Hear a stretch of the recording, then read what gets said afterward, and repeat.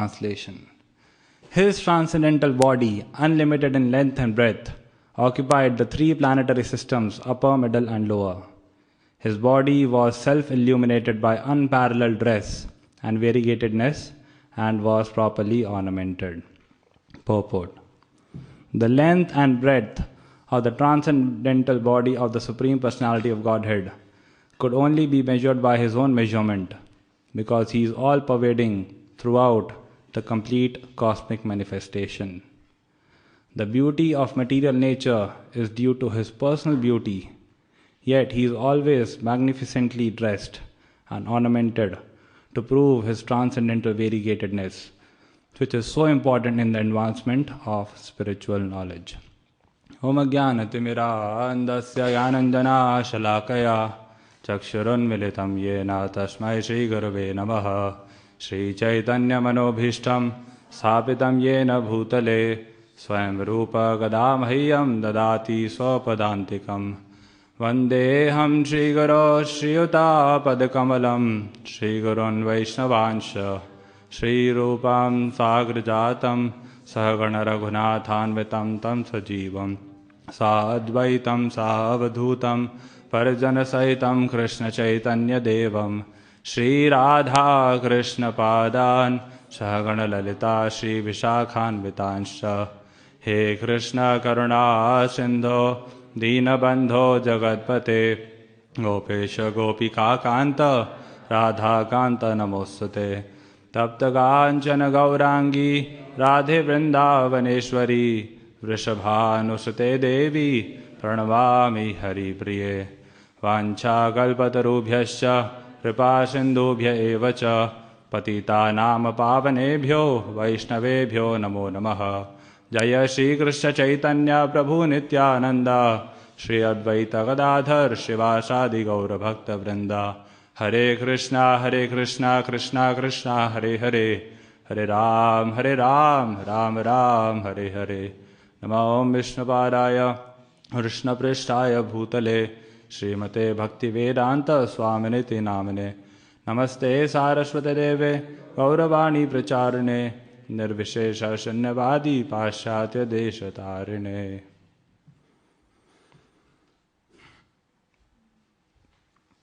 Hare Krishna. A very warm welcome to one and all in today's class. When I was preparing my presentation, I was going through the section of Maharaj Pratap Rudra. How Maharaj Pratap Rudra, when he went in the Jagannath Vallabh garden to serve Sri Chaitanya Mahaprabhu, at that time he did something interesting. Srila Krishnadas Kaviraj Goswami, he writes, Saba bhakte ragya nila yodahata hayya Prabhu pada dhari pade sahas kariya. Before Maharaj Pratap Rudra dared to start serving Sri Chaitanya Mahaprabhu, he did something interesting. What did he do? Saba bhakter agya nila yoda hat hayya. With folded hands, he took the blessings of all the devotees who were present around him at that time. So because I'm also about to do something similar, I'm about to start serving Srimad Bhagavatam, which is not different from Krishna.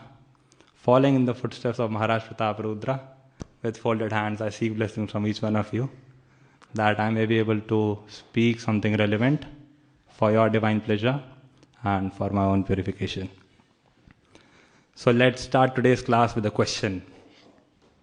As soon as I say the word beautiful, what's the first thing that comes to your mind?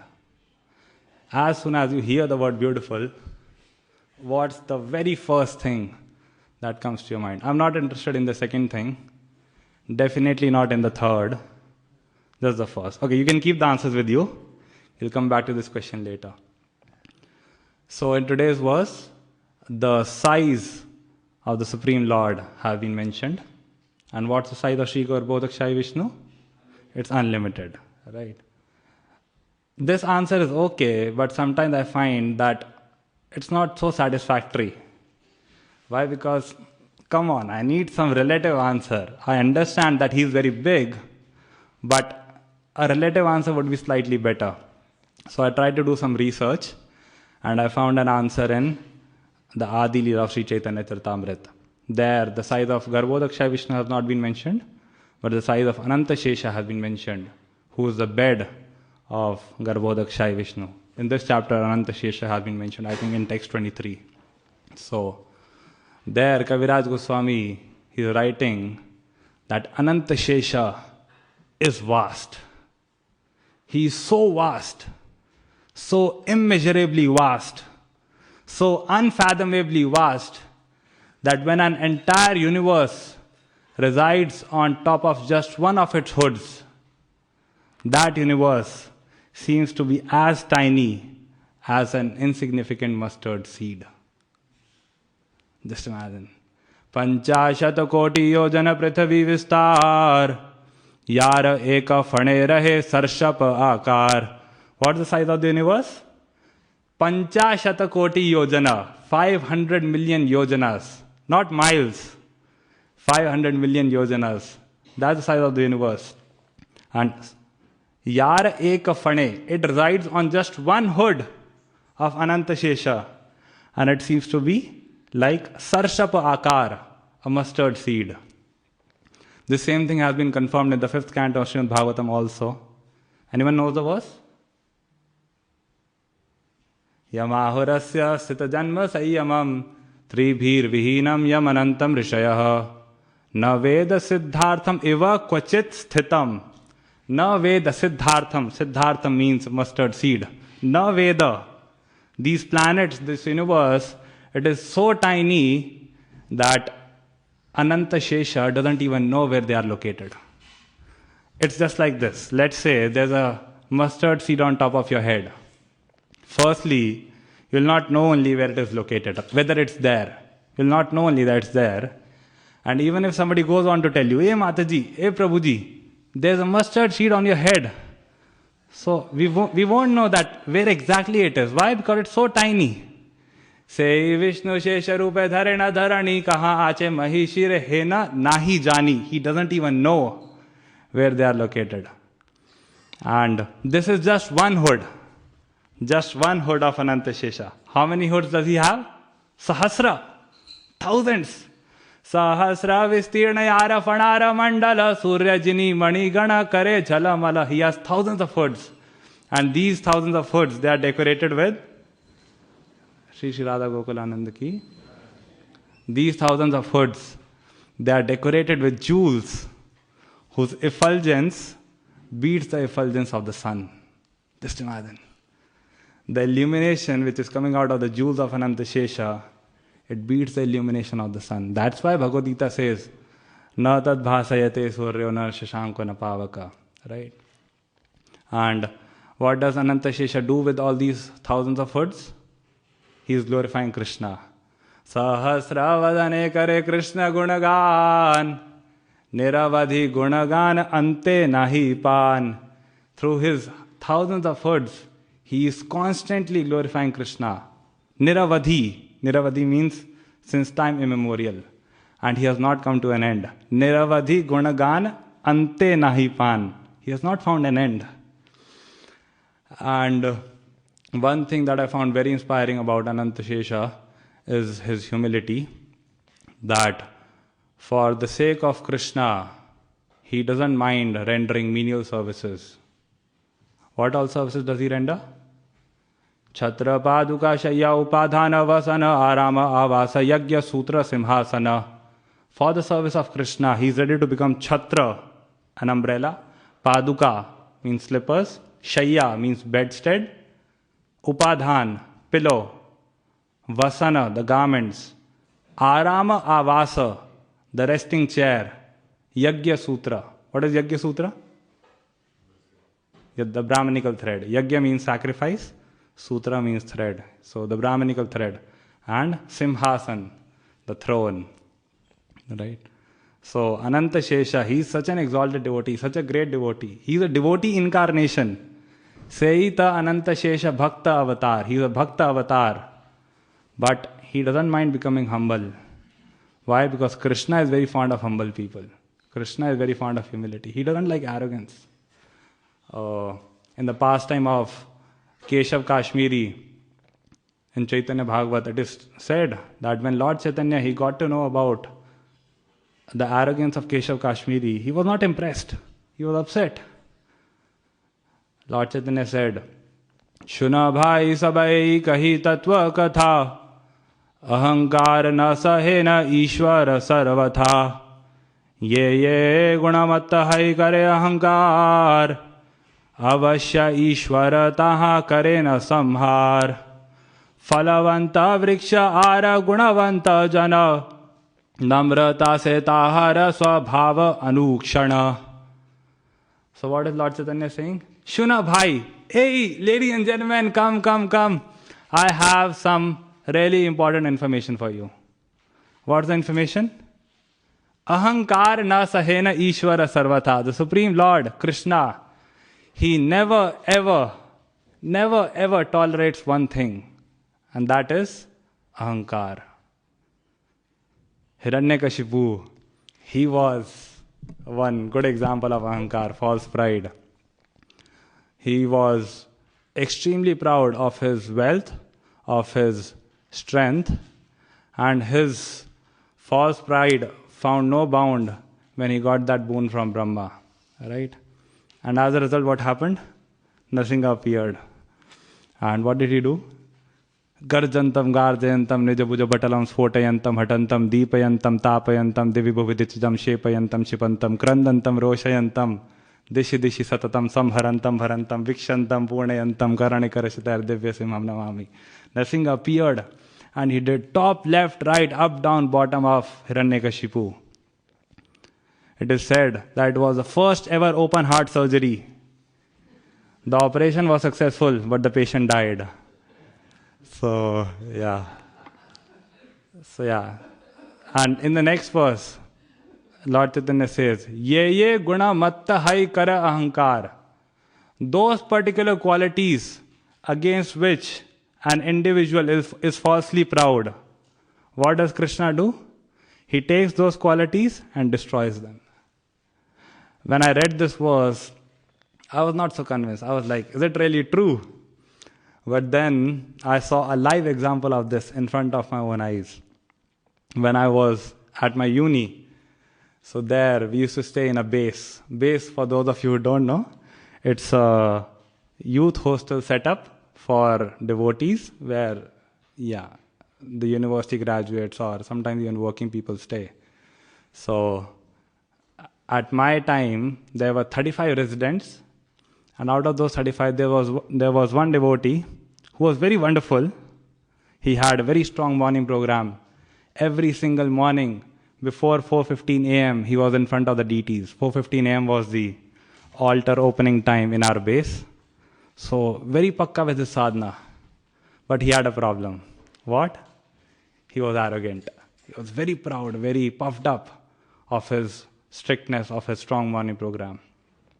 Time and again, in subtle ways, he used to keep passing on taunts, sarcastic comments to those who were not so pakka with their sadhana.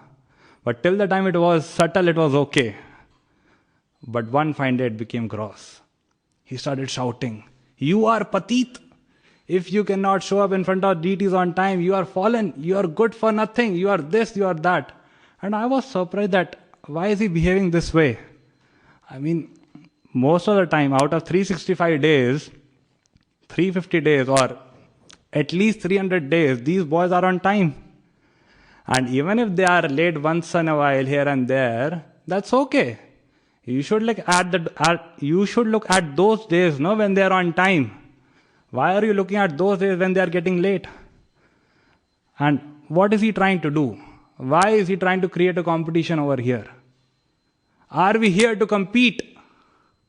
Are we here to compete? Yes, we are here to compete. But we are here to compete with our mind. We are not here to compete with the devotees. Not amongst ourselves. So still, I didn't say anything. That day ended. Next morning, it was 4:15 a.m. 34 out of 35 people were in front of the deities. One guy was missing. It was him.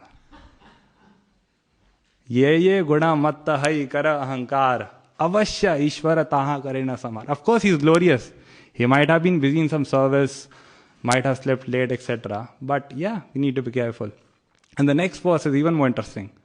Lord Chaitanya is saying, Phalavanta vriksha ara gunavanta jana. A tree which is bearing fruits and a human being who is bearing good qualities, both of them have a common feature. What's the common feature?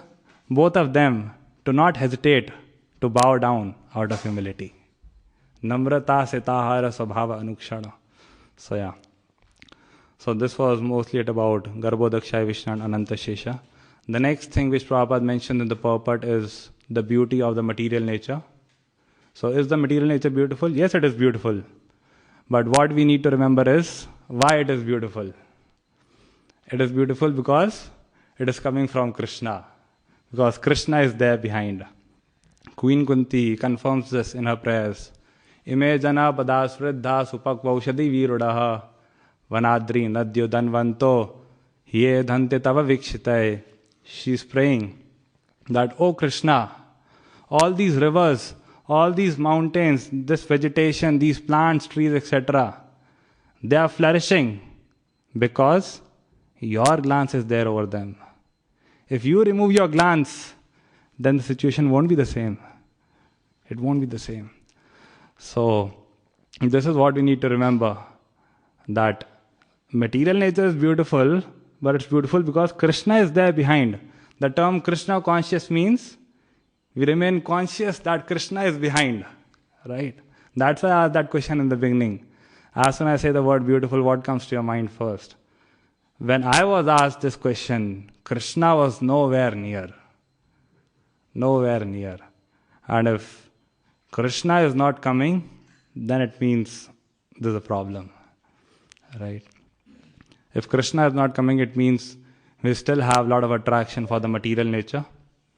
We don't have attraction for the spiritual nature. Atmendriya priti vancha tare balikam, Krishnendriya priti ichha dhare premanam. When our priti is for the material nature, it is called kam. And when the same priti is for the spiritual nature, it is called prema. When our attraction is for the material nature, it is called lust. Kam means lust. And when our attraction is for the spiritual nature, it is called love. So yes, that's what we need to do. We need to transfer this attraction for the material nature to the attraction for spiritual nature. And for that, what we need to do? We need to practice. Practice what? Practice chanting Hare Krishna. We need to practice, and practice. And when we'll be practicing, at that time we'll be tested. So when we are tested, what we need to do? Continue practicing. When the situation gets tense, we should become intense. Right? So sometimes devotees, they become bewildered. Oh, what is happening? Krishna, why am I being tested? Arey bhai, even the pure devotees, even they were tested. Haridas Thakur, how many rounds was he chanting every day? 192. Pratyah kara 3 laksha nama sankirtana. Every day he was taking 3 lakh names. 3 lakh names means 192 rounds. So he was doing that. Still he was tested. One fine day he was called. And he was told, see Haridas, you better give up this chanting of Hare Krishna. It's not so good. And if you continue to do so, we are not responsible for what happens next. So what did Haridas Thakur reply? Khanda khanda hai deha jaye adi pran, tabu ami vadane na chhadi hari naam. He said, even if you break my body into pieces, khanda khanda hai deha jaye adi pran, even if I have to give up my very life force, I cannot give up the chanting of Hare Krishna. I cannot give up Hare Krishna Mahamantra. As soon as Kazi, he heard this from Haridas Thakur, he lost his mind. What happened? Kaji bale bai sabha jare bedi mari, pran lah aar kichu vichar na kari. He instructed his servants, take him take him and beat him up in 22 marketplaces. 22 bajare bedi mari. Beat him up with bedi. Bedi is hunter. No, even worse than hunter. Yeah. And what do you have to do? Pran laha. You have to take his life. Aar kichu vichara na kari. Make sure that you don't think about anything else. And when the servants of Qazi, they were instructed like this, they took him and started beating him up from one marketplace to second, from second marketplace to the third. And when Haridas Thakur, he was beaten up in this way, what was he doing? Krishna, Krishna, Smarana Karena Haridas, Namanande Deha Dukha Nahaya Prakash.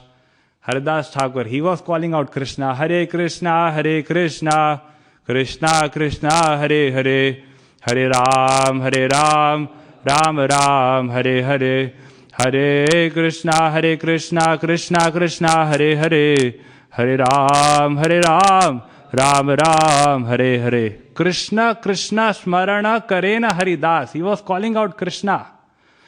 And Haridas Thakur, he was so much absorbed in the bliss of the holy name, Nama Ananda, that he was not experiencing any misery on his body. It is said that these servants of Qazi, they were so merciless, so utterly merciless in their torture on Haridas Thakur, that the people who were standing nearby, they requested him, they fell at their feet. Keha giya yavana ganera paye dhare kichu diba alpakari maraha uhare. Some people literally fell at the feet of those yavanas and they requested, Kichu diba, please take some money from us. But please, alpakari, reduce your intensity of torture. Please be slightly gentle. You please take some money, please take something from us. And in spite of this request, Tathapiha dayanahi janme papi gane bajare mare mahakrodha mane. In spite of such a request, no mercy arose in the heart of those Yavanas. They kept on beating him. Bajare mare. They kept on beating him from one marketplace to the other out of great anger in their hearts. Mahakrodha mane. And the kind of torture which Haridas Thakur had to undergo, if somebody else would have undergone that, no? Vrindavan Das Thakur is writing, Dui tina bajare marile lokamare. Within 2 or 3 marketplaces, he would have left his body. But nothing happened to Haridas Thakur in spite of being beaten up in 22 marketplaces. Baisa bajare mari layya yehi hare. And when all this was happening, Haridas Thakur, he was praying, Esa baji vere Krishna karaha prasad. Na Mora drohe nahu esa bara aparad. Oh Krishna, these people who are beating me up, no? Please forgive them. They do not know what they are doing. And this pastime, it's so instructive for us sadhakas, so wonderful that Vrindavan Das Thakur, he gives a blessing. He says, Haridasa smaraneo e dukkha sarvatha chinde se shane haridase raki katha. What to talk of remembering Haridas Thakur? Even if somebody remembers the activities of Haridas Thakur, dukkha from his life will vanish. He writes this verse twice, 2 times, exact same verse twice. That you just remember Haridas Thakur. Dukkha, misery from your life will vanish. We are living in a world which is called Dukkhalaya. Right? It's a storehouse of misery. But Vrindavan Das Thakur is saying, you just remember the activities of Haridas Thakur. Dukkha will vanish. So yes, of course, this is an extreme example. Such a test may not be taken from us, or we may not be tested in a similar way. But yeah, the point is practice. To what extent we should be attached to our practice. Right? So this is one thing that we can do to transform our lust into love. The another thing that I was thinking was, which we can do is pray. We can tell Krishna, we can speak to him that, oh Krishna, I have been trying very hard to transform my material attraction into an attraction towards you, but somehow it's not working out. So you please help. You only need to come and help. In this regard, Srila Baladev Vidyabhushan, he writes a beautiful prayer in his Krishna Karnamrit.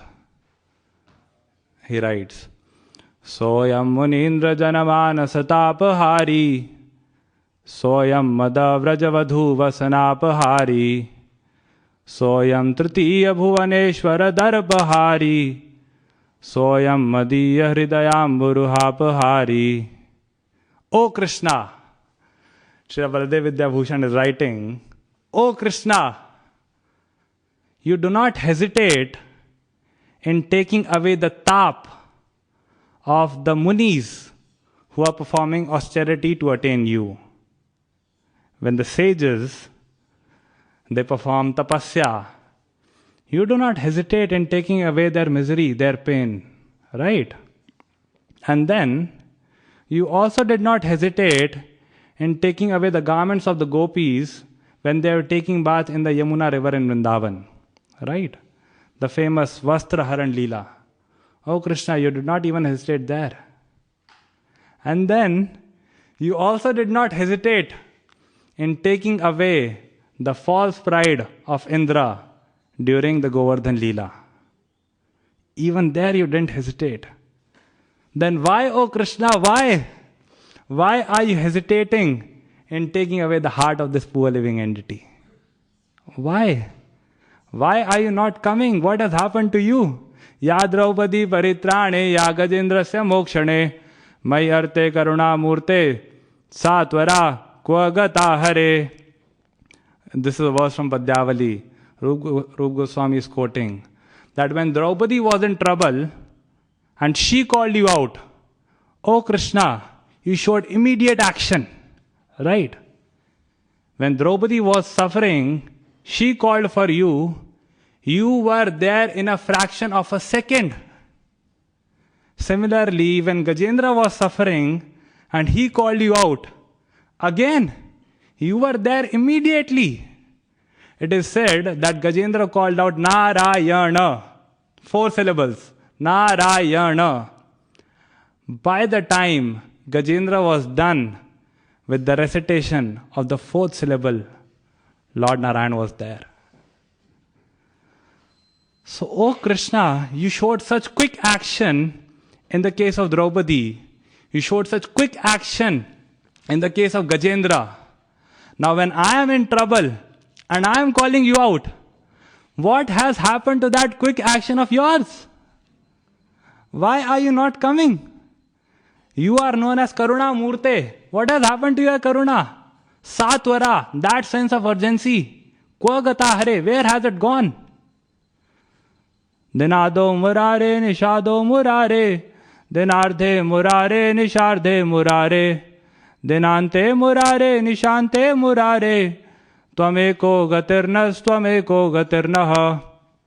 O Murari, in the beginning of my day and in the beginning of my night, in the middle of my day and in the middle of my night, in the end, at the end of my day and at the end of my night, please remember, I have only one goal, that is you. Twameko gatirnas, twameko gatirnaha. Again I say, my only goal, O Krishna, is you. So if you won't come, then what will happen to me? How will my heart go towards you? The only reason why I am wandering in so many places in the material world is that my heart is not towards you.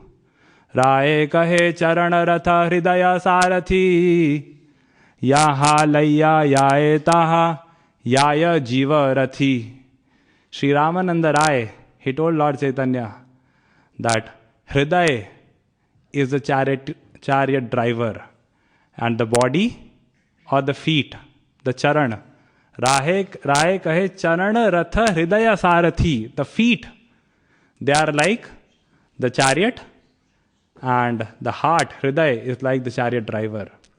So wherever the chariot driver will go, the chariot will follow, right? So the reason why I'm not coming towards you is that my heart is not towards you. So please come, O Krishna, and please take away my heart. So yes, such prayers we can offer.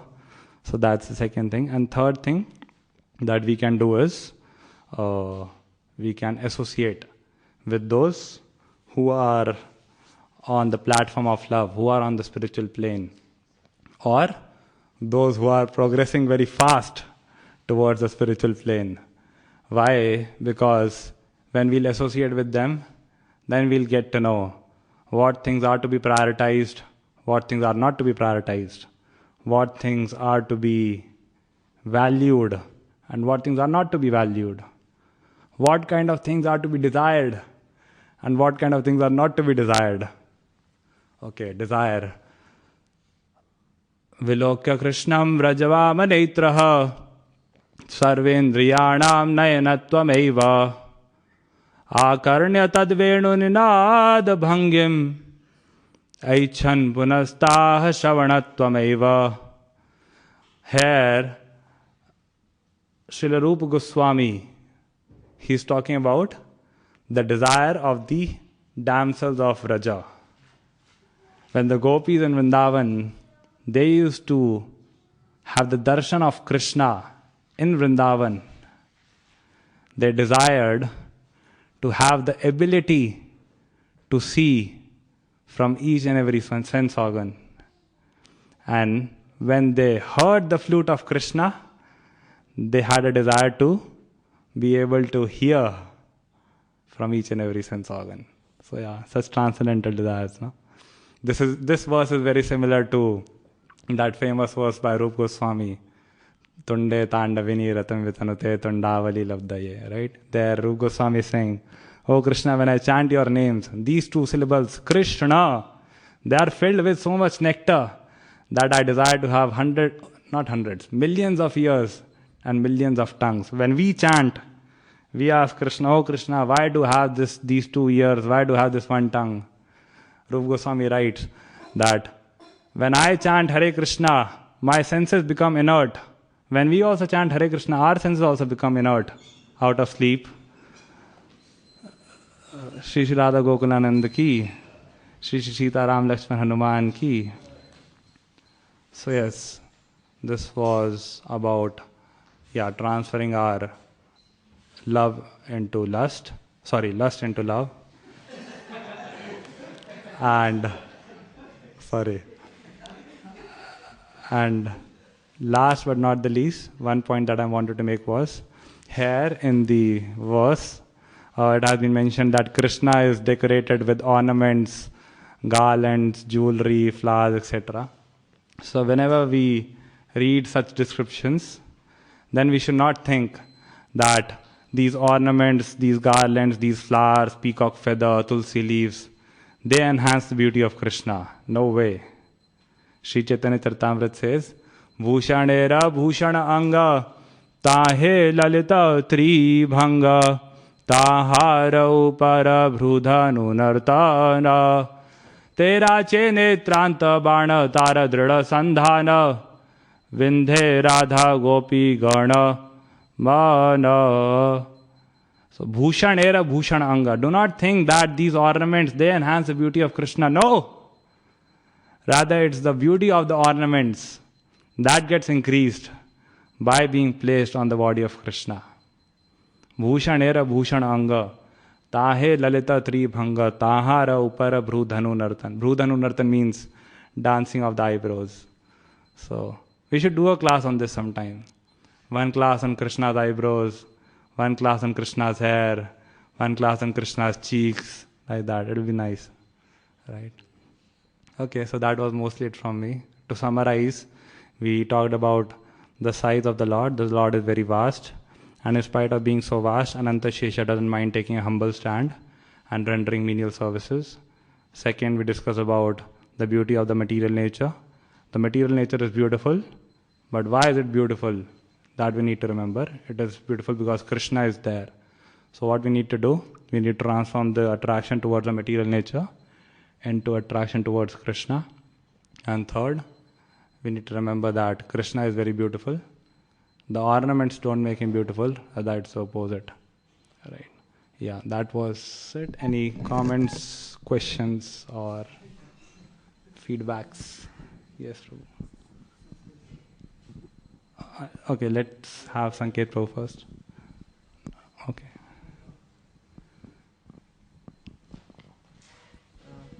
It's also in chapter... It's not on, Prabhuji. Okay, it's on. They're increasing the volume. It also says in the Bhagavad Gita, chapter 6, text 30, "For one who sees me everywhere and everything in me, I am never lost to him, nor he is ever lost to me." So that's a very nice thought. You know, it's encouraging. But also, when we go to the Shikshastika, it says here, "O Govinda, I'm feeling your separation. I'm considering a moment like 12 years or more. Tears are flowing from my eyes like torrents of rain, and I'm feeling all vacant in your absence. I know no one but Krishna's my Lord, and he shall remain so even if he handles me roughly by his embrace, or makes me broken-hearted by not being present before me. He's completely free to do anything and everything, and he's always my worshipful Lord." This is also the essence of humility, but the essence of ecstasy, you know. Yeah, thank you so much, Prabhuji. Thank you. Yes, Sanket Prabhu.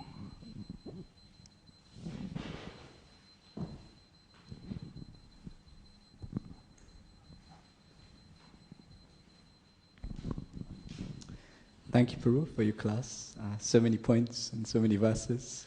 Thank you. You were saying at the beginning of the class about how maybe you were a little like unsatisfied by saying that, you know, he's unlimited, the size of Vishnu is unlimited. So I also had some doubts about this, so maybe I was hoping if you could help. So one of the things I think you mentioned is that this is a description of Garbhodakshai Vishnu. This one, yeah. So I was wondering, how does Garbhodakshai Vishnu occupy all three planetary systems? Because usually when he is depicted, he is kind of at the bottom of the universe. Yeah. And we've heard previously that the planets are kind of in the stem of the lotus that is coming from his navel. So just wondering if you had any thoughts on this. Yeah, I also came across this doubt. Then I also did some research and consulted some of my seniors. The most logical answer which I found was that this lotus is also a part of the body of Garbhodakshai Vishnu. It cannot be considered separate. So these 14 planetary systems, they are along the lotus or the lotus stem. The top of this stem is the lotus, right? Where Lord Brahma resides. That's why that is Brahma Loka. And fifth canto says, there's mention of the hellish planets, right? So that says that at the bottom of the hellish planets, there's Garbhodakshai Vishnu residing. So yeah, the only logical explanation is the lotus has to be considered as part of the body of Garbhodakshai Vishnu. Thank you. One more doubt in this connection. So you were talking about, so to help describe the size of Garbhodakshai Vishnu, you talked about Ananta Achyuta and you cited that verse from CC. So it's interesting, that verse was saying that the universe is resting on the hood of Ananta Achyuta. But generally, Ananta Achyuta is inside the universe. No? Garbhodakshai Vishnu is inside the universe, not outside. Because if the universe is resting on his hood, that means Ananta Achyuta and Garbhodakshai Vishnu are outside of the universe.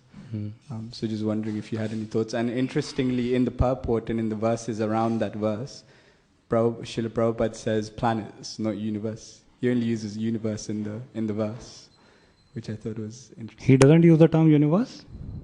He only uses it in the translation of the verse. But then in other verses around that verse, he says planets. And in the purport, he says planets. Yeah. So even the verse says Panchashata Koti Yojana Prithvi Vistar. Prithvi means planets.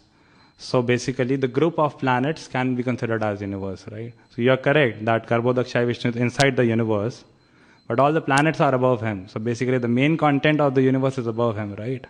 And how are the planets residing over, what do we say, over Ananta Shesha? Basically, Ananta Shesha is there. Over that, Garbhodakshaya Vishnu is there, and over him the planets are there. So the size of the planets is very tiny as compared to Garbhodakshaya Vishnu, as well as compared to Ananta Shesha. That's what I understood from that section. Thank you. And the last thing, Mm-hmm. sorry. Yeah, we have time. If, Go ahead. If the planets are on Ananta Shesha's hoods, but also the planets are in the lotus stem emanating from Garbhodakshaya Vishnu. And that's what I just now said, no?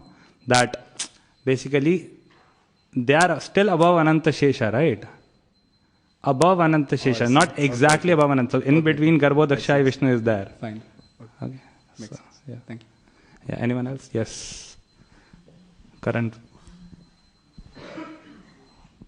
Somehow, when the mic goes in your hand, I become a bit nervous. Thank you for the wonderful class.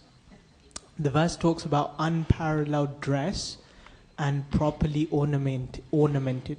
So can you maybe say something about the dress of the Lord and ornaments of the Lord, and perhaps cite some evidence? No, what evidence? Sorry? Evidence of? Quote some. I will. Few days back I was going through this section of the prayers of Nagapatnis. There they speak a verse. Guess what? I forgot the verse. Anyways, so yeah, I mean, so Krishna's dress is yellow in color. It's not that he wears only yellow colored dress. He wears other colors also. Most of descriptions, they talk about Krishna wearing yellow colored garments, Radharani wearing blue colored garments. What's that song? Neelambara dhara radha, Pitambara dharo hari, jivanena dhane nityam radha Krishna agatar mamaha. So Jeev Goswami is writing this. That doesn't mean Krishna wears only yellow colored garments, Balaram wears only blue colored garments, Radharani wears only blue colored garments. No, they wear other colors also. It's just that these colors are their favorites. And yes, they have a golden hue. And what else? Krishna's ornaments. When Krishna decorates himself in the spiritual world, sometimes he wears tilak made of different items like minerals and all. And somehow verses are not coming to my mind. Yeah. And Krishna is so beautiful that the gopis, they chastise Brahma. Koti netra nahi dila sabe dila doi taha tene mesha Krishna ki dekhi ba mui. Oh Brahma, what have you done? What have you done? You have not given 1,000,000 eyes. You have only given 2. And on top of these 2 also, you have given eyelids. Pathetic. How can we see Krishna with these? So, yeah, some thoughts. Okay, any last question? Or comment or feedback? Yes, Prabhuji.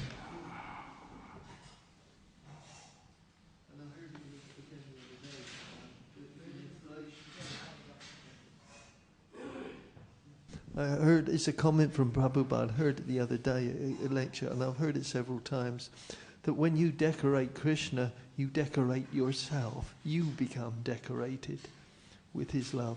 This is a very nice relationship of he's the master, yet he's being decorated by his servant.